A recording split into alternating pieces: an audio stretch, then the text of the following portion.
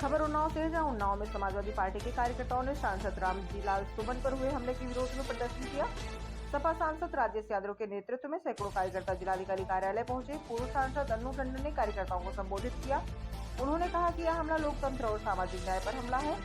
बता दें कि कार्यकर्ताओं ने डीएम ऑफिस के बाहर प्रशासन के खिलाफ नारेबाजी की। प्रदर्शनकारियों ने हमलावरों को गिरफ्तार करो और दलितों पर अत्याचार बंद करो जैसे नारे लगाए। कार्यकर्ताओं का आरोप है कि प्रशासन हमलावरों को बचा रहा है।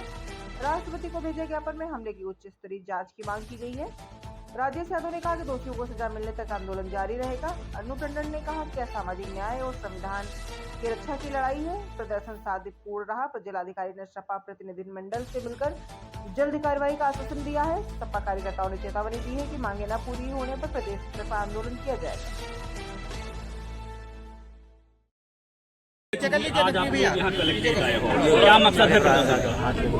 देखिए, जो हमारा समाजवादी पार्टी का आज उत्तर प्रदेश में आह्वान हुआ है कि जो भारतीय जनता पार्टी की सरकार है, चाहे वो उत्तर प्रदेश की हो, केंद्र सरकार की हो, ये सरकार जब से आई तब से दलितों पे अत्याचार बेपनाह बढ़ गए और उत्तर प्रदेश तो देश में नंबर 1 है दलितों पे अत्याचार के मामले में। और जब से केंद्र सरकार भी है, चाहे वो बाबा साहब का मान हो, भारतीय जनता पार्टी के लोग, जैसा कि आप सभी जानते हैं देश के प्रधानमंत्री ने भी बाबा साहब का सम्मान किया था, तो ये दलितों पे अपमान और अत्याचार के खिलाफ आज हम लोगों का ये विरोध दर्ज कराने का है।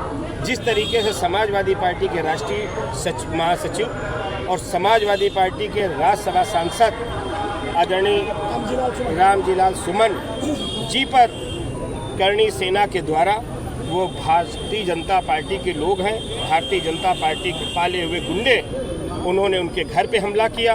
उसके बाद जब एक दलित को लोगों ने मारा, जो हमारे आदरणीय मुख्यमंत्री योगी आदित्यनाथ जी हैं, उनके स्वजाती लोगों ने बुलंदशहर में मारा, तो वो वहाँ पर एक हमारी समाजवादी पार्टी का डेलीगेशन जा रहा था, बुलंदशहर गए थे।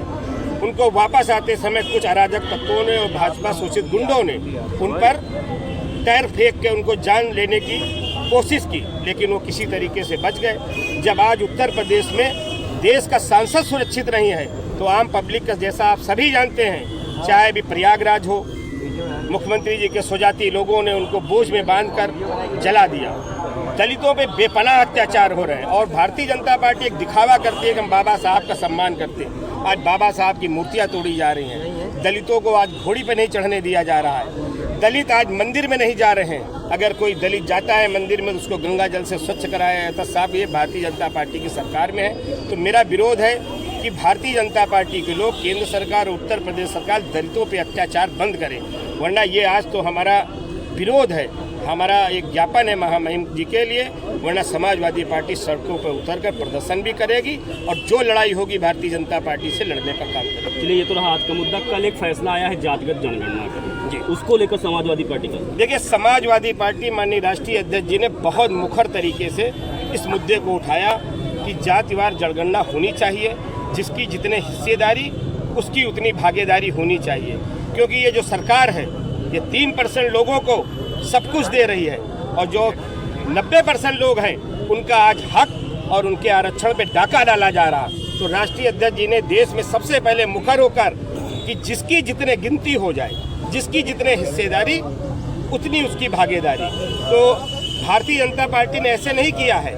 ये राष्ट्रीय अध्यक्ष जी इसकी लड़ाई सदन में हो, चाहे विधानसभा में जब प्रतिपक्ष के नेता थे तब भी, और लोकसभा में भी लड़ाई लड़ रहे थे, तो ये भारतीय जनता पार्टी घबराकर माननीय राष्ट्रीय अध्यक्ष जी की बातों को मानने का काम किया। तो समाजवादी पार्टी इसका स्वागत करती है।